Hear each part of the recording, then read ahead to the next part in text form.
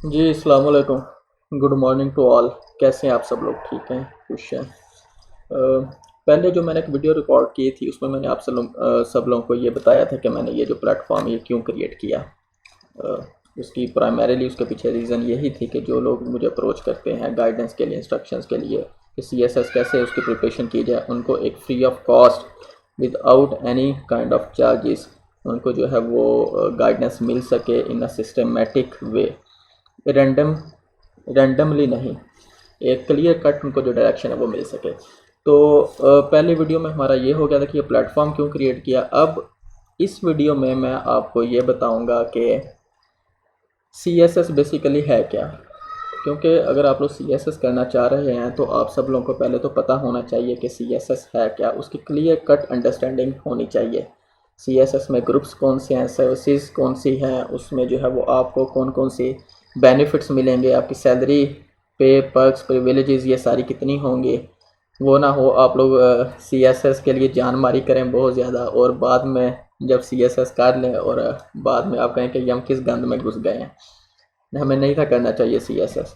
तो ये वाली जो वीडियो है ये इस हवाले से बड़ी इंपॉर्टेंट है कि CSS की प्रिपरेशन करने से पहले आपको CSS के सारे ग्रुप्स का, उसके सारी पे, पर्क्स, प्रिविलेजेस का, बेनिफिट्स का पता होना चाहिए। तो मैं आपको इसमें CSS के ग्रुप्स के बारे में बताऊंगा और उनको कौन कौन से जो बेनिफिट्स मिलते हैं सिविल सर्वेंट्स को CSS के बाद, वो भी मैं आपको बताऊंगा। तो सबसे पहले CSS है क्या? तो CSS एक कॉम्पिटिटिव एग्ज़ाम है सेंट्रल सुपीरियर सर्विसेज के नाम से। CSS central superior services. जब आप ये इसको अमूमन मुकाबले का इम्तहान भी कहा जाता है। जब आप ये एग्ज़ाम क्लियर करते हैं ना तो आपको गवर्नमेंट में, फेडरल सर्विस में, फेडरल गवर्नमेंट में आपको जो है ना वो 17th स्केल की जॉब मिलती है। तो ये बेसिकली एक सरकारी नौकरी ही है जिसमें आपको ना 17वें स्केल की ना जॉब मिलती है। तो CSS का मैंने आपको बता दिया। अब मैं आपको बताता हूँ कि इसमें आप ग्रुप्स कौन कौन से हैं। मोस्टली जो लोग CSS ऑप्ट करना चाहते हैं करने के लिए वो अमूमन इसके जो टॉप के 2 ग्रुप्स हैं ना उनको देखते हैं।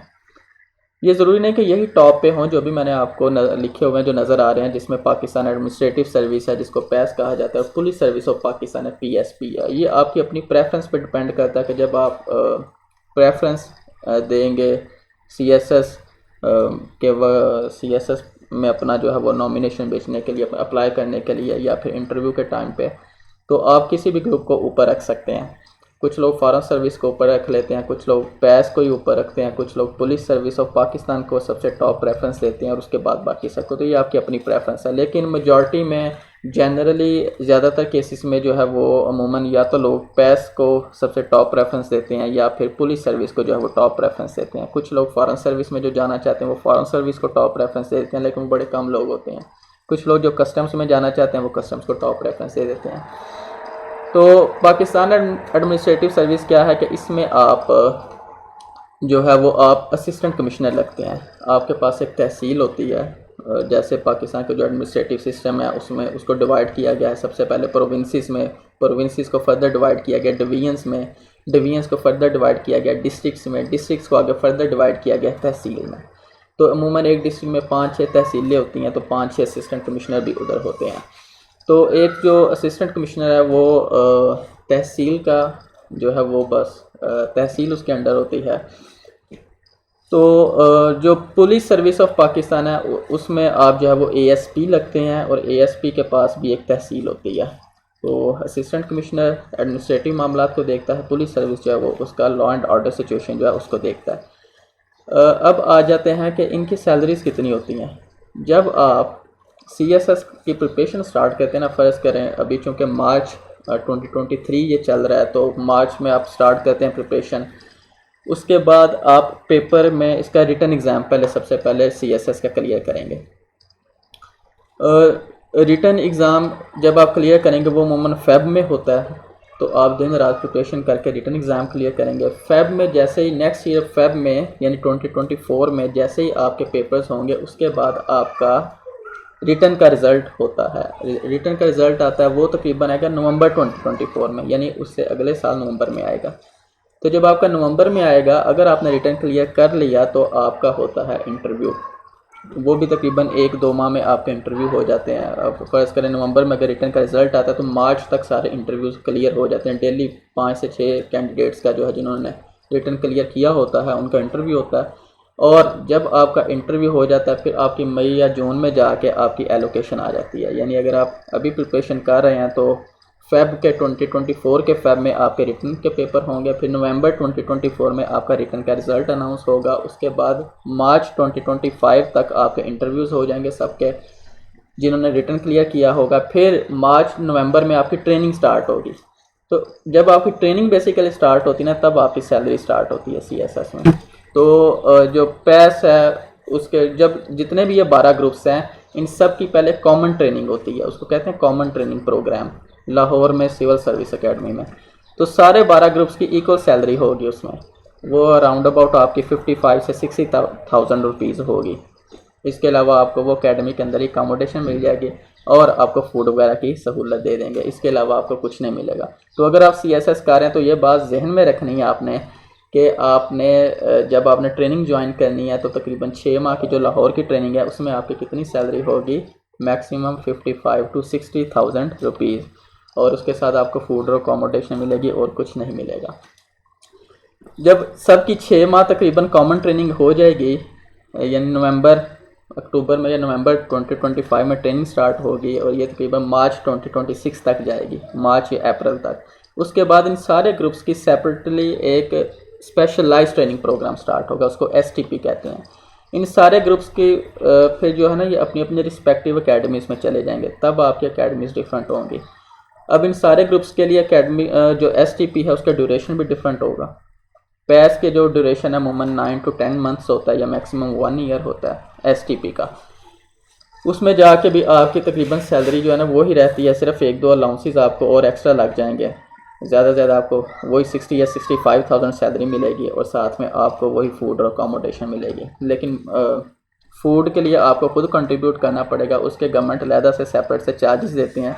जिस तरह सिविल सर्विस एकेडमी में खुला माल आपको खिलाया जाता है, ये उस तरह ऐसा नहीं होगा। आपको अराउंड अबाउट 8 से 10,000 रुपये जो है ना वो मैक्सिमम गवर्नमेंट देगी कि आपने इसी के अंदर मैनेज करना है पर हेड, वो आपके नाम के वे सेपरेट चेक बन के आया करेंगे। तो सैलरी आपकी वही होगी एसटीपी में भी 55 से 60,000 रुपये, एक्सेप्ट पुलिस ग्रुप के लिए, पुलिस सर्विस ऑफ पाकिस्तान। इनकी चूँकि ख्वारी ज़्यादा होती है, इन्होंने सुबह 5 बजे से लेकर तो रात 11-12 बजे तक इनकी ट्रेनिंग चलती है, physical as well as intellectual training, जो लेक्चर्स वगैरह होते हैं। तो इनकी सैलरी 85 to 90,000 रुपीज़ हो जाती है पुलिस सर्विस की ट्रेनिंग में जाके एसटीपी में। लेकिन पैस और बाकी सारे ग्रुप्स इनकी सैलरी जो है वो वही रहती है 60,000 रुपीज़। तो पुलिस जो पैस ग्रुप है उसकी अराउंड अबाउट 10 to 11 मंथ्स या 1 ईयर इसकी ट्रेनिंग होगी। एसटीपी पुलिस जो पीएसपी ग्रुप है पुलिस सर्विस, इसकी 2 साल स्पेशलाइज ट्रेनिंग है, यानी पहले 6 माह लाहौर में कॉमन ट्रेनिंग और उसके बाद 2 साल स्पेशलाइज ट्रेनिंग एसटीपी। फिर पाकिस्तान कस्टम्स सर्विस है, इसकी भी जो है वो इसका भी तकरीबन 1 साल की ट्रेनिंग है। Police foreign service of Pakistan 10 months या फिर 1 साल की ट्रेनिंग है। इनलैंड रेवेन्यू सर्विस 1 साल की ट्रेनिंग है STP. Military land and cantonment board इतनी ही है। ऑफिस मैनेजमेंट ग्रुप 4 माह ट्रेनिंग, यानी इनकी एसटीपी सबसे छोटी है ओएमजी वालों की, और सैलरी ट्रेनिंग के दौरान इनकी भी उतनी होती है 55-60 हज़ार रुपये, साथ में फूड के इनको 8-10 हज़ार रुपये मिलते हैं। इसी तरह नीचे भी जितने सारे ग्रुप से लिखे हुए हैं राउंड अबाउट उन सब की जो ट्रेनिंग है वो यही 1 ईयर होती है। सबसे छोटी ट्रेनिंग जो है वो ऑफिस मैनेजमेंट ग्रुप की है, यानी 4 माह। ये लोग 4 माह एसटीपी करने के बाद कहाँ चले जाएंगे, अपने अपने रिस्पेक्टिव ऑफिस में। अब ये है कि जब सबसे पहले कॉमन ट्रेनिंग होती है, उसके बाद जब स्पेशलाइज ट्रेनिंग होती है तो एक स्पेशलाइज ट्रेनिंग करवाने वाले एकेडमी में अपने भी पेपर लेते हैं ट्रेनिंग के बाद, और उसके बाद एक एफपीएससी जो कि ये पूरा सीएसएस का टेस्ट जो पेपर्स कंडक्ट कर रहा है ट्रेनिंग के बाद, उसने भी अभी पेपर लेने हैं। तो फ़र्ज़ करें ओएमजी वाले या बाकी ग्रुप्स जो हैं, अगर वो 6 माह की कॉमन ट्रेनिंग के बाद मार्च 2025 में या जब भी चले जाते हैं स्पेशलाइज ट्रेनिंग के लिए, तो अपनी स्पेशलाइज ट्रेनिंग अगर वो 4 माह की ओएमजी ग्रुप के लिए जो कि अगस्त में ख़त्म हो जाती है, तो एफपीएससी उसके बाद इनका एक एग्ज़ाम लेती है, उसे कहते हैं फाइनल पासिंग आउट एग्ज़ामिनेशन, एफपीओई। इन सब का 12 ग्रुप्स का सब का एफपीओई होगा। उस FPOE की बेस पे आपके सबसे पहले CSS के मार्क्स लिए जाएंगे, फिर कॉमन ट्रेनिंग के प्रोग्राम के मार्क्स लिए जाएंगे, STP के मार्क्स लिए जाएंगे, और उसके बाद आपके और आपके जो है ना वो FPOE के जो है वो मार्क्स लिए जाएंगे। इन सबको कंबाइन किया जाएगा, फिर उसके बेसिस पे आपकी जो सीनियरिटी है ना वो तय होती है। यानी जब आप सर्विस में चले जाते हैं उसके बाद आपकी जो सीनियरिटी, प्रमोशंस, अगर आपने हायर ग्रेड्स में प्रमोट होना है, वो आपके अपने जो बैच है तो उसी के बैच के अंदर जो लोग हैं, फ़र्ज़ करें 20 लोग हैं तो 20 लोगों की सीनियरिटी इन सारे मार्क्स इकट्ठे करके तो फिर तय होगी। अब आ जाता है इन सब की सैलरी कितनी होती है जब ये सर्विस में चले जाते हैं।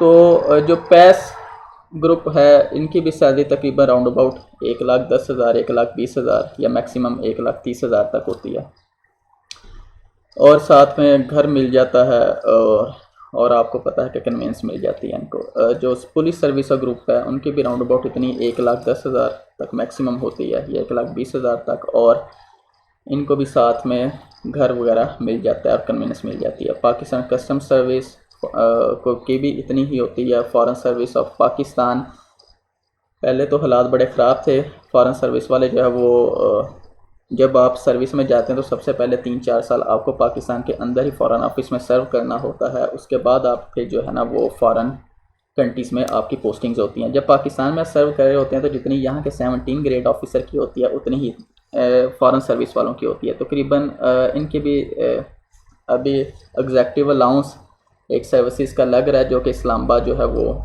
इस्लामाबाद में जॉब कर रहे हैं जो लोग करेंगे, जो लोग इस्लामाबाद में सर्व करेंगे। महंगाई बहुत है इस्लामाबाद में, तो इन्फ्लेशन बहुत है, तो एक एग्जेक्टिव अलाउंस गवर्नमेंट ने जो है वो लगाया है। अगर तो फॉरेन सर्विस को एग्जेक्टिव अलाउंस मिलता है तो फिर इनकी सैलरी जो है वो तकरीबन 1 लाख तक चली जाएगी, 1,10,000। अदरवाइज़ ये लोग भी 65-70 हज़ार रुपये जो है वो इतनी 70,000 तक सैलरी ले रहे हैं। FBR वालों की इतनी 70,000 तक है। Military land and cantonment board घर इन लोगों को अमूमन मिल जाता होता है, कन्वीनियंस भी मिल जाती है, और उनकी सैलरी यही 65,000 तक होती है।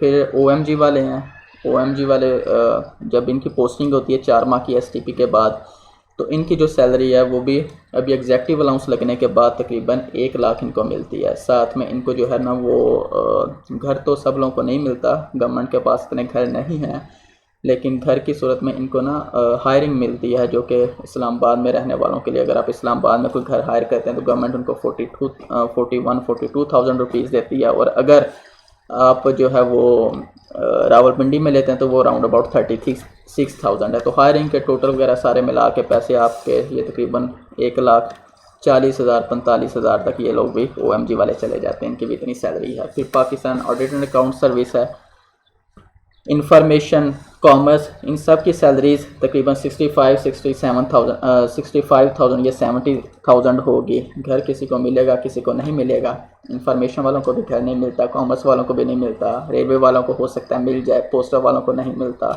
इनको भी अकोमोडेशन अमूमन मिल जाया करती है, लेकिन सैलरी इतनी है।